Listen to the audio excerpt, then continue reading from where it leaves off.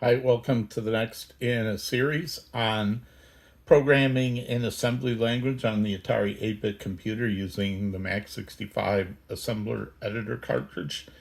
Tonight's video is going to be a direct follow-up to the previous video, but it should not be an 80-minute marathon like that one was, because all I'm going to talk about today is the two assembly language versions of basic and action commands that I talked about in the previous video. So our goal is to start writing a little game demo in assembly language, and right now that's just going to be a graphics one screen with a green background and a black character that will move back and forth on the screen as we move the joystick.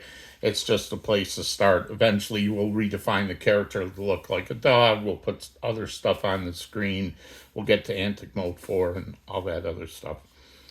And I showed the basic version and the action version of that demo that we're aiming for.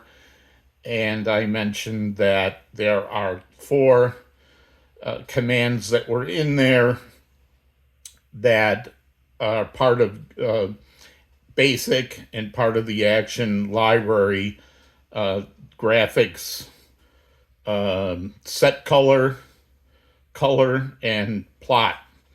And other than those four basic commands, everything else that was in those programs is stuff you know how to do from the previous videos before that. It's all just logic and assigning variables different values. So, and reading the joystick, which we covered ad infinitum. So in the previous video, we learned how to close a graphics screen and how to open a graphics one screen, and we did the set color to set the background to green. So tonight what I want to do is to do the second set color, which will set the color of the character that will end up moving around the screen to black. And then I'm going to show you how to do the color and the plot command to move or to plot the character on the screen. So again, I mentioned this also in the previous video. Most assembly programmers will create their own screens and their own plot routines using custom display lists and allocating their own memory and setting everything up themselves. At this point, it's easier for us to use some built-in subroutines that are already built into our computer, and they can do the heavy lifting for us for now until we're ready to create our own custom display lists.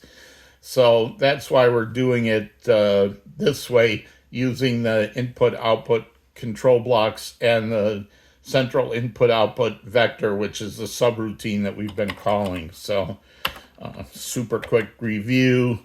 We have some variables to control how the program ends, either from the trigger being pressed or the console button having start pushed. These are graphics sort of either variables or memory locations. This is the register for colors 0 through 4, which will index with the X register. These are fixed memory locations that say the next time I do a plot or locate, this is the column on the screen and that's the row on the screen, column cursor, row cursor. These are our own created variables for hue and luminance for the set color.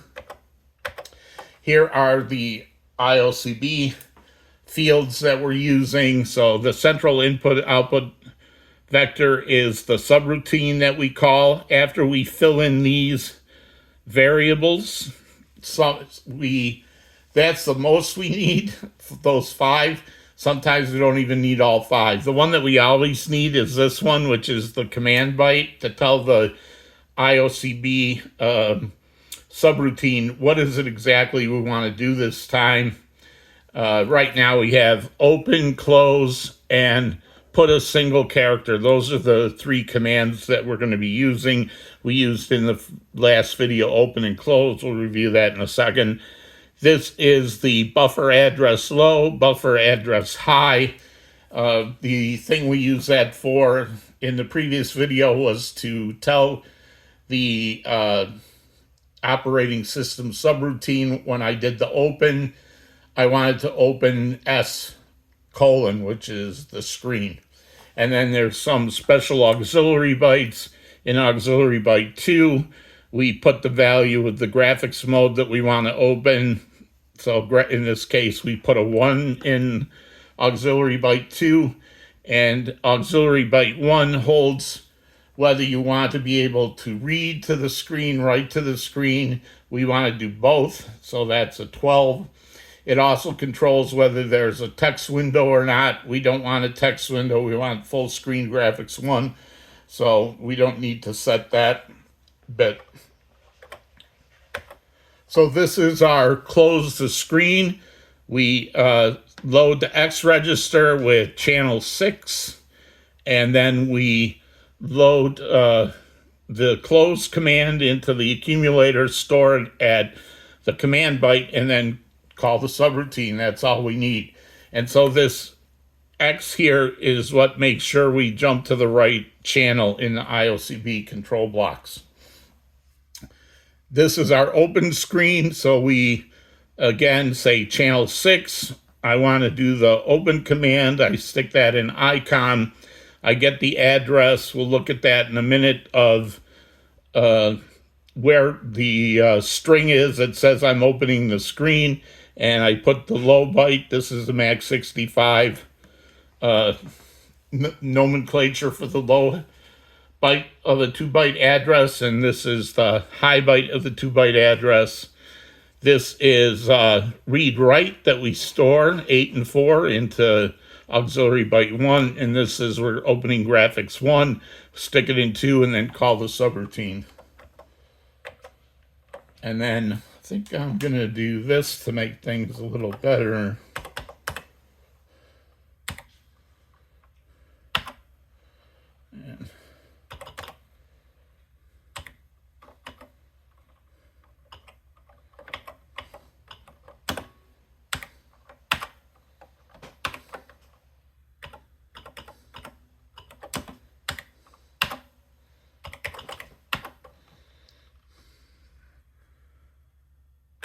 So this is our close and open. This gives us our graphics 1. I like putting a comment in here just to separate these blocks.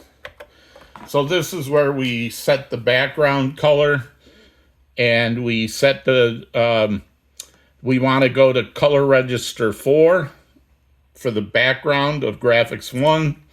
We want to use 12 as the hue. We want to use 15 as the luminance. And there was an error on this line in the previous video. I had forgotten the hash mark, and it was actually loading the accumulator from memory location 15, which is an address. Doesn't really matter because we were just using it to set the color, so it wasn't going to make anything crash or anything. And then we jumped to our set color routine. And we wrote a set color routine because we're going to have to set the background color, and then we're going to set a character color. So since I'm going to need to do the same thing twice, I'm just going to write set color once, and then I can call it as long as I've set X with the color register, hue with the value, and luminance with the value, and then I can call my subroutine here, which takes the hue value. Arithmetic shift left means shift it 1 byte left. So essentially 4 of these moves this value, which was in the low byte, up to the high byte.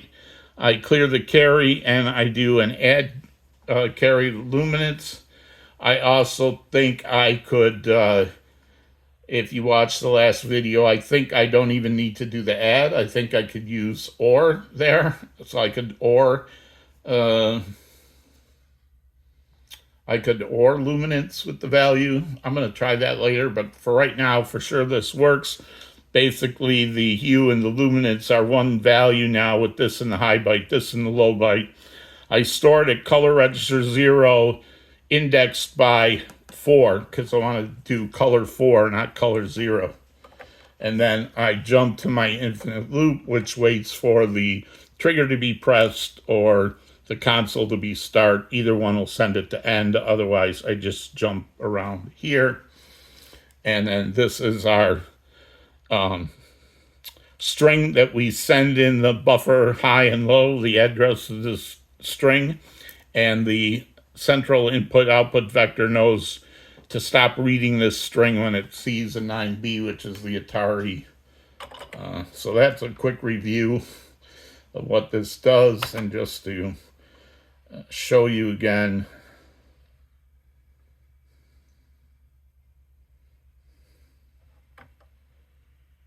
our program, I'm using begin now instead of start. This starts at 4:06.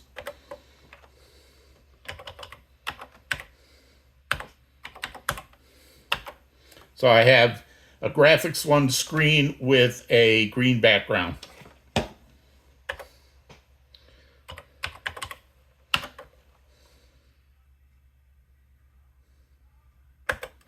All right, now we're going to add the other pieces. So the first thing we're going to do is add our second set color.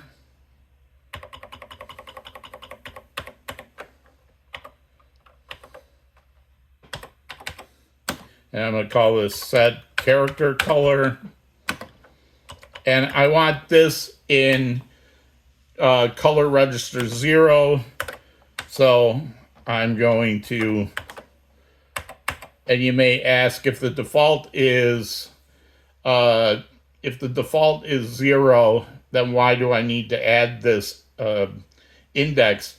I just want to be safe that in case X register had some other value in it, I don't want to set the wrong register. So I'm setting this to 0, so it's going to use color 0 for the character.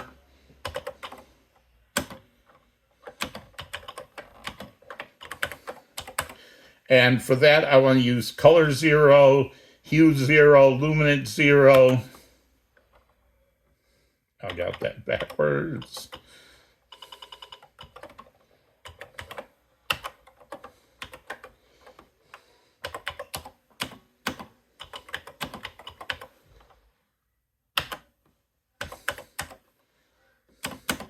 And in this case, I don't need to load the accumulator with 0 again. It hasn't changed, so I can just call this twice. Oh, and I want to get rid of this line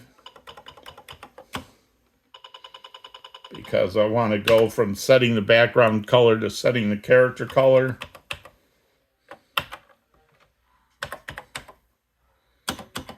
And then we just jump to the subroutine for set color.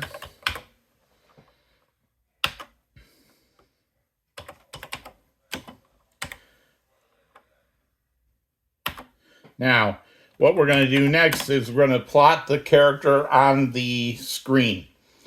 So what we're going to do is we're going to do some setting up for our future efforts.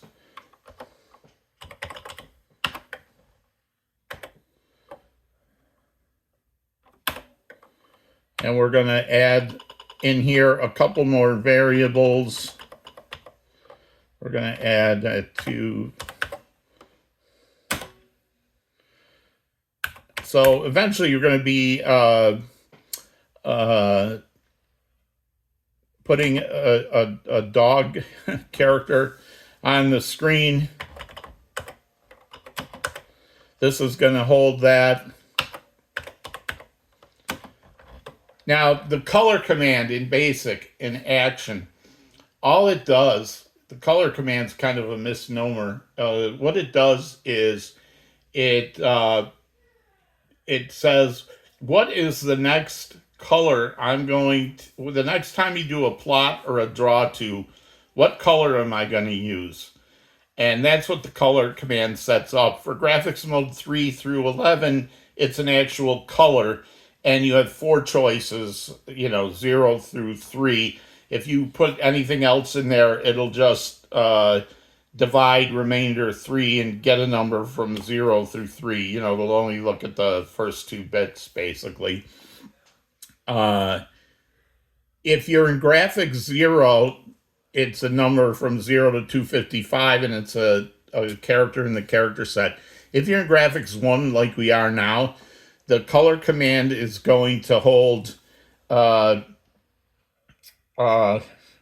going to hold a byte, which can also be from 0 to 255, and that's going to determine which character we're going to draw on our graphics 1 screen. Actually, sorry, I'm correcting myself. Not 0 to 255, 0 to 127. No, sorry, 0 to 63. You have 64 different characters and 4 colors. So, all right. So the color command is just actually going to be another variable.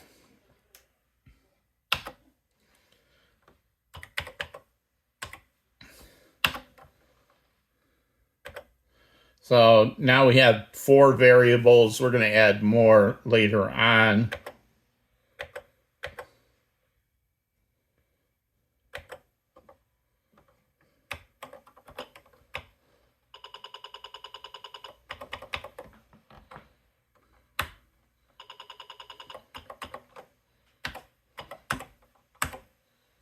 So this is going to be plot.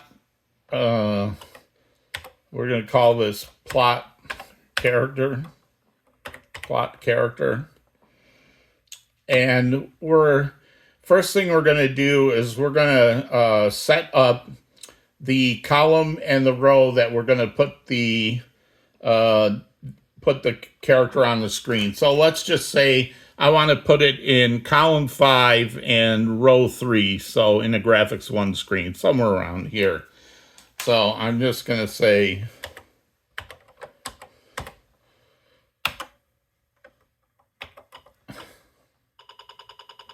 helps if you put the command in.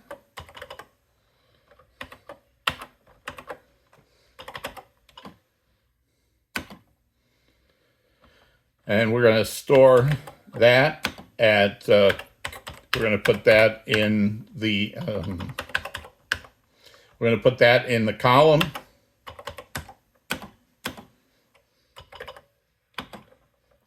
And we'll put it on row 3.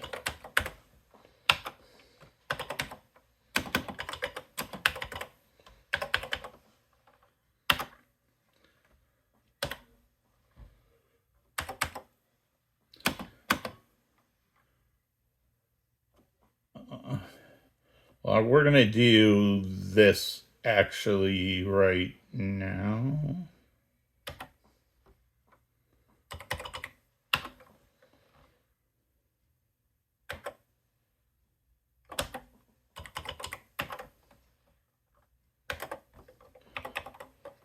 So instead of, we're going to actually make the dog the greater than character for tonight's video.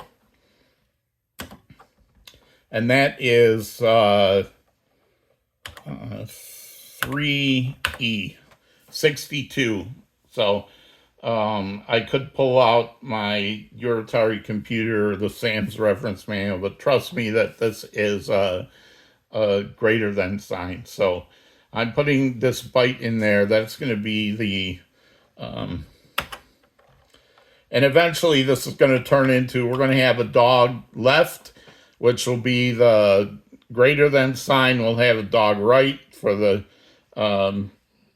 less than sign, and we're going to have a blank, which is a blank space to write out where the dog used to be as the dog moves when we start adding movement. But for now, we're going to do this.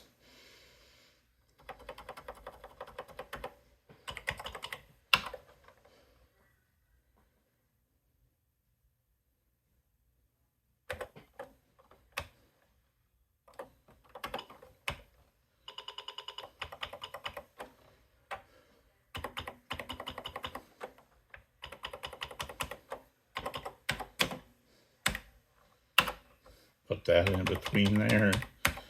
All right. So what we're going to, so I've set up the row and I've set up the column. Now I want to set up the color. So I'm going to say, load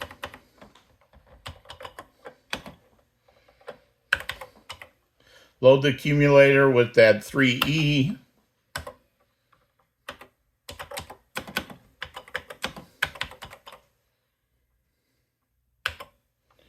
And store it in color. And then because eventually we're going to plot the dog moving in one direction and we're going to plot blanks and we're going to use the plot routine to plot different characters in different positions on the screen, we want to make the plot command to actually be a subroutine like we did with set color. So we're just going to call that plot, right? And then now we're going to move what was our infinite loop. We're going to move that here. So what it'll do now is set the background to green, set the character color to black, and then it's going to plot this character in at column 5, row 3. And then we jump to that plot routine, which I guess we're going to set at 1500. And sure, that's good. Oh, let me just make sure I didn't use 1500.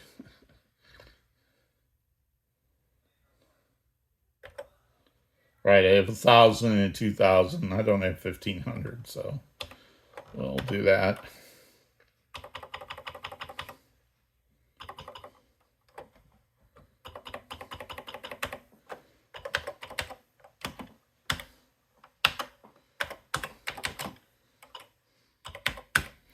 Now, plot is actually another call to the input-output vector.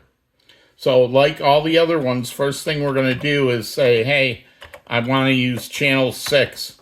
Again, not only is this an offset to the correct IOCB block that we want to use, it's also the value that the central input-output vector subroutine looks in the X register to know what channel you're using. So it's important to put that channel in the X register.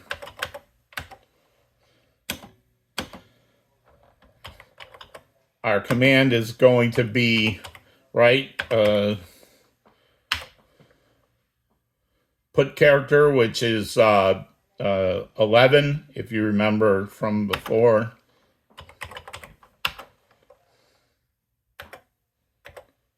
So put character is 11.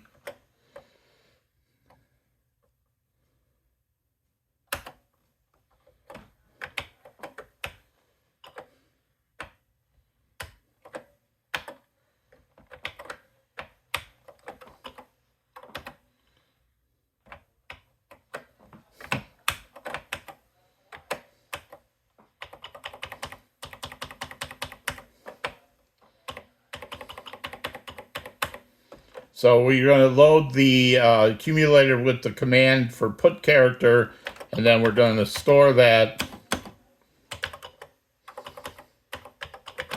at the IOCB command byte.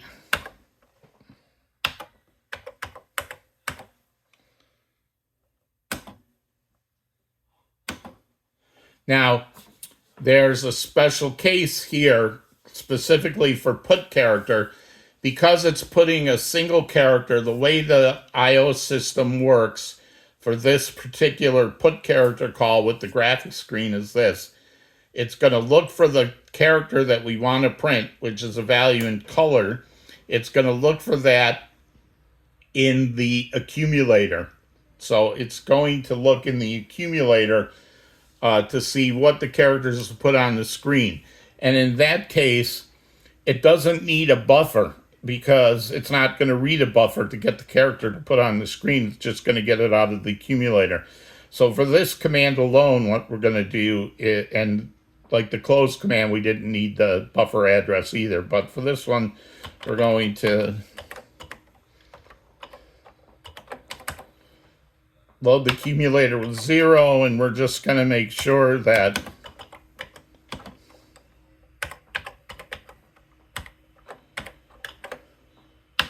the buffer address is cleared out with 0. That's special for this. Then we're going to make sure that the accumulator holds the color, right, which we set above. We set color equal to dog, and now we're loading color into the accumulator. And then that's all we need for plot is the channel. We need to set up row cursor, column cursor ahead of time. The system subroutine knows where to look for the row cursor and the column cursor. And when I say put character, it knows to look for the character I want to put on the screen in the accumulator. So now I can just call this. And then when I'm done with this subroutine, I can go back. So that should be all we need to do. We're going to look at this again.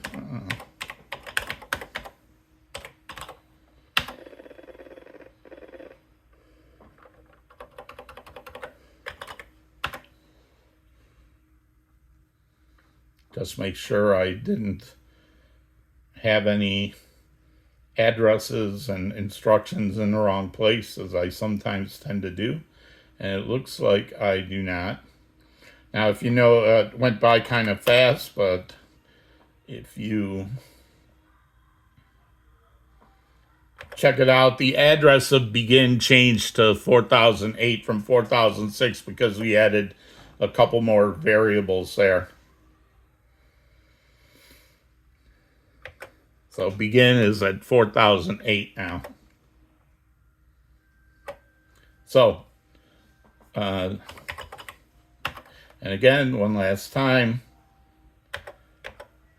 So here's what our program looks like. We close the screen by sending a close to the input-output vector for channel 6. We open the screen by setting the open command, telling it where to find the device name, setting it to read-write, setting it to graphics 1, calling the operating system subroutine. For the set color, we're going to color register 4, 12 hue, 15 luminance, jump to our set color, set the character color to color register 0 to 0 hue and 0 luminance, black, jump to our set color. When it comes back from these two subroutines, it just drops down. Now it's going to plot the character in column 5 and row 3. It's going to stick the color of dog, which is at 3E.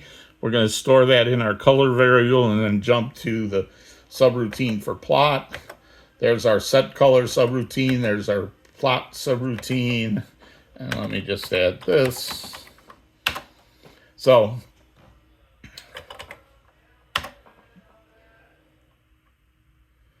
what I expect now when I run this is to get a graphics 1 screen with a green background and a black greater than symbol, 5 columns in, 3 rows down. Let's see if that all happens. There we go. All right. So that's 5 rows in on the graphics 1 and or 5 columns in and 3 down. So now you know how to do open and close a graphics 1 screen, or really any graphics screen you want. Just be aware that for screens 3 to 8, you're plotting colors, not characters.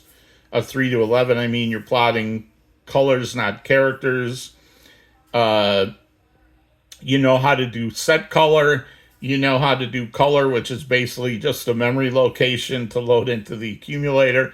And you know how to do the plot command using the IOCB device handler as well. And again, this program will end on joystick trigger.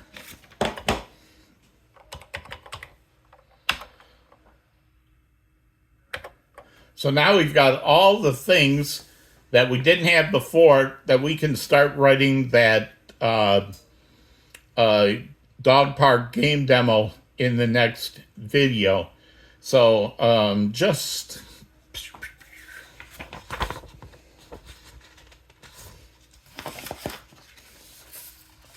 so even if you don't know action, the language, this is in enough English that I hope you can kind of understand.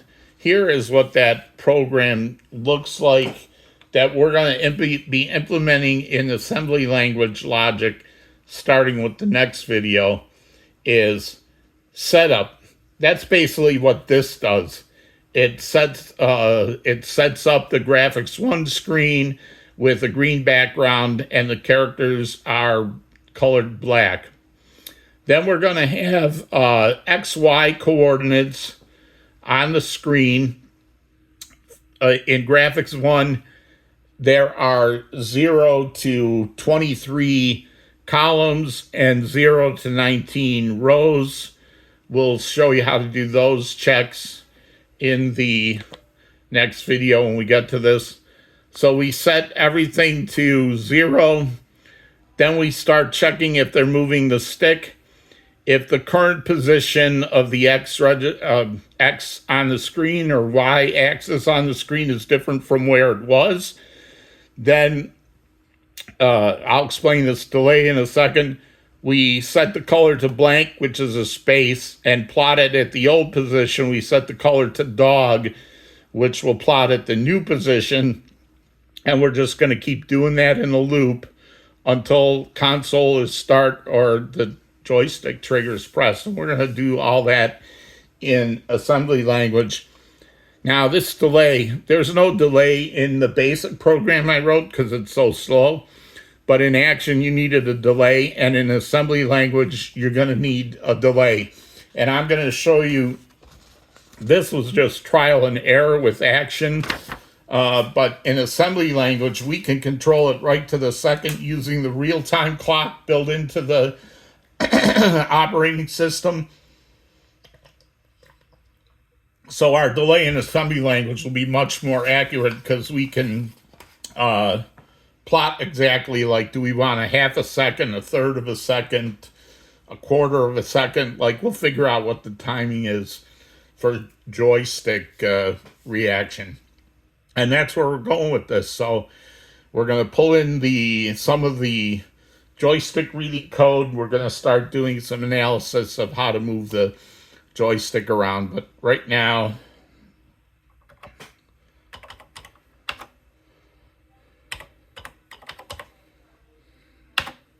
you have enough at least to do this, to get a graphics 1 screen and be able to plot a character anywhere you want on here. If I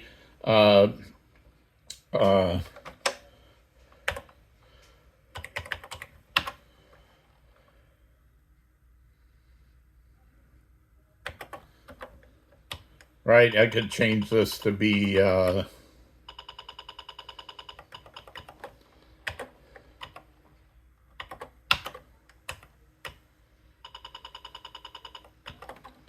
15:15.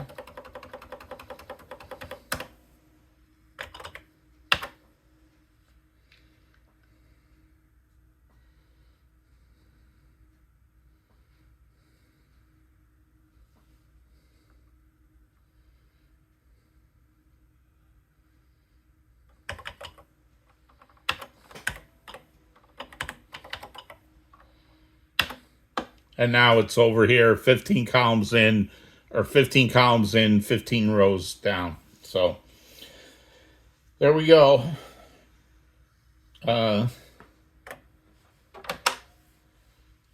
And that's for tonight's video. Nice and short, right? At least compared to last night. No, still 35 minutes. But now you know how to do graphics, set color, and plot in assembly language.